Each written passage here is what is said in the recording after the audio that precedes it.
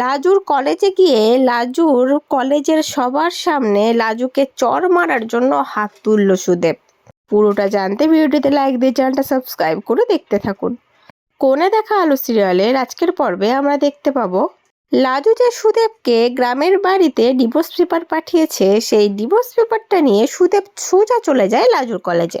যেখানে গিয়ে লাজুর হাতটা ধরে বলতে থাকে, তুই এইসব কি পাঠিয়েছিস আমাকে? তুই ডিভোর্স দিবি? তুই একজন মেয়ে হয়ে তুই এই ব্যাটা ছেলেকে ডিভোর্স দিবি? তোর সাহস তো বড় কম না।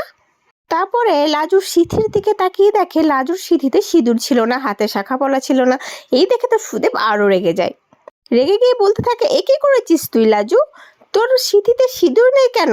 তোর স্বামী কি মরে গেছে? তুই কি বিধবা হয়ে গেছিস? হাতে শাখা পলা পরিসনি, মাথায় সিঁদুর নাই, আর আমি তো বেঁচে আছি, তোর বর তো বেঁচে আছে রে লাজু। তখন লাজু বলতে থাকে, আমার বর বেঁচে থাকা আর না বেঁচে থাকা সবই সমান আমার কাছে। আমি তোমাকে আমার বর বলে মানি নে। তাই বর বেঁচে থাকলো, সিঁদুর পরলাম, হাতে শাখা পলা পরলাম কি না পরলাম, তাতে আমার কিচ্ছু যায় আসে না। তাই জন্য আমি সব কিছু খুলে দিয়েছি, আমি আর কোনোদিনও পরবো না। যে স্বামী তার স্ত্রীকে ঘরবন্দি করে রেখে মারধর করে, খেতে দেয় না, অত্যাচার করে, সে স্বামী আবার স্বামী নাকি? সেই স্বামীর মুখ দেখতে আমি চাই নে।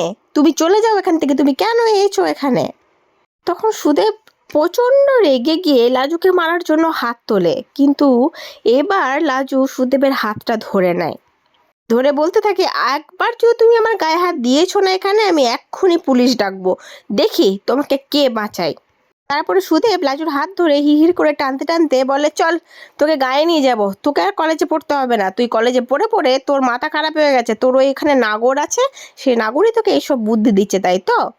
তুই আর পড়বি না কলেজে, চল আমার সাথে। এই বলে টানতে টানতে কলেজ থেকে নিয়ে যেতে চাই। আর লাজু তার হাতটা ছাড়িয়ে বলে, তুমি যদি আর একবার আমার হাত ধরেছো, দেখো তোমার কি অবস্থা করি। আমি কিন্তু আর মুখ বুজে থাকবো না। এবার তোমার নামে কেস করব আমি। তুমি যে যে অত্যাচার করছো সমস্তটা আমি কেস করে পুলিশকে জানাবো। তারপরে দেখি তোমাকে ডিভোর্সও দিতে হবে, আর তোমাকে আমি জেলেও পুরবো যদি তুমি বেশি বাড়াবাড়ি করেছো। এক্ষুনি ভালো মুখে বলছি, এখান থেকে চলে যাও। তারপরে লাজুর বন্ধুরা এসে লাজুকে সুদেবের হাত থেকে বাঁচায়।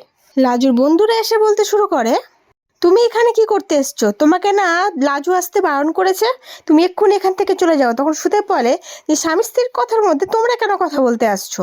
আমাদের বর বউয়ের মধ্যে কি ঝামেলা হবে, কি কথা হবে, সেটা আমরা ঠিক করব। আমার লাজুকে আমি এখান থেকে নিয়ে যাব, আমার বউ হলো।